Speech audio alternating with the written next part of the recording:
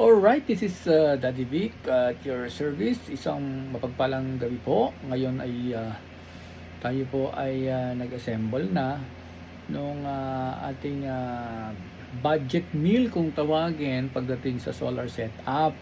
Ito po yung limited lang ang budget pero makakatulong po, malaki ang tulong niya pagdating sa inyong pamamahay sa paggamit ng kuryente. Okay? So, makakatulong po hindi ibig sabihin ito ay solusyon na.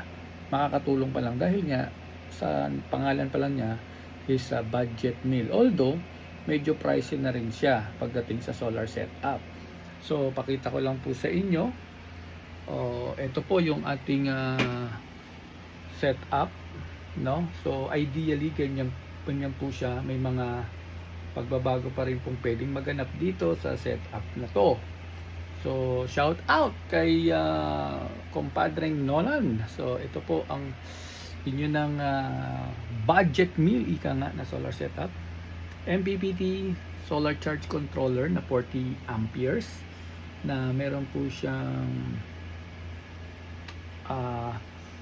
USB port na dalawa. Andito po yung ating sa solar panel na terminal, battery, at ito po ay sa load. So ibig sabihin ito po ay pwede rin rumekta ka na dito para makapag load sa papuntang load sa kuryente, sa ilaw, pwede yan.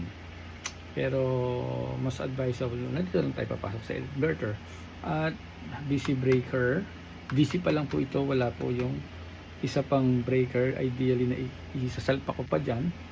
So, yung kanyang voltage, multifunction digital voltmeter. So, ito po ay maganda na isama para mabiview natin yung kanyang wattage, yung kanya pong amperes, yung current. So, makikita nyo po lahat dyan kung ano yung konsumo na hinahatak niya, na nakokonsume niya. So, nakamonitor tayo. Mamamonitor natin dyan sa pamagitan nitong multi-digital meter. And then, yung ating PATO, na recommended ko po na PX 2000 watts, pure sine wave na po siya. So, ibig sabihin ng pure sine wave, sa mga motorized na appliances ay po pwede na rin siya. Ang input voltage po niya ay, ang maganda nito, ito po ay 12 and 24 volts pwede. So, ganun din sa input voltage na to, na meron po siyang 12 volts and 24 volts. So, aliman dyan, pwede magamit sa kanya. At ang frequency niya, 50 and 60 Hz. So, andyan po yung switch niyan, 50 and 60 Hz. Ito po yung pinaka power switch. Ito po yung AC output niya. So sa type C, meron po siyang dito, ito yung type C niya na 20 watts and then yung kanyang USB port na 5 volts, 5 amperes. Okay? So yung nakagandahan ng PATO at yung kanyang terminal na positive and negative. So meron din pong outlet na nakaabang papunta dito.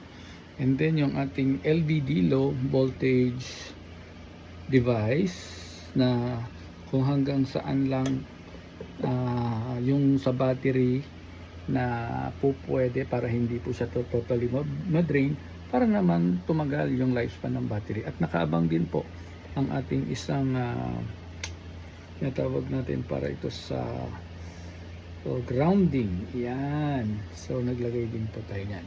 So may mga pagbabago na magaganap rin po dito.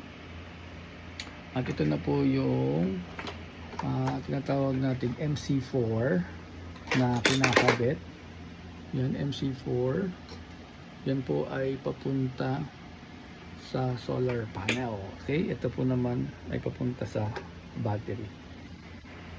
So yan po. So ayan. So konting kaalaman lang din po at sharing doon sa pag-DIY natin. So ini-encourage po natin na kayo ay mag-DIY para naman po ay matutunan din ang mga bagay-bagay na magiging makabuluhan at magiging kapaki-pakinabang sa ating pamumuhay. Yan ha.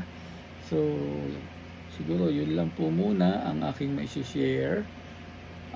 Tandaan po natin sa ganitong setup, hindi kailangan maging kumpiyansa, kailangan maging maging suriin natin yung ating mga ginagawa. Kung hindi natin alam, tayo po yung magtanong. Kagaya kong newbie lang, marami pa akong dapat malaman pa. Pero nagiging paunti-unti ito sa mga nagiging inspirasyon ko sa pagdi-DIY. So shout out sa inyo dyan, sa mga masisipag at mga nagbibigay ng knowledge pagdating sa DIY solar setup. Kaya mga solarista, tandaan po natin maging maingat tayo sa ating mga ginagawa dahil okay maging practical, pero tandaan natin na unahin natin ang safety. Baka mamaya sa sobrang pagtitipid natin, maging sakuna ito na mawala ang ating mga pinag-ipunan. Kaya sabi nga, ang kuryente hindi nakikita pero ito'y nangangagat. This is Daddy B. Bye-bye muna.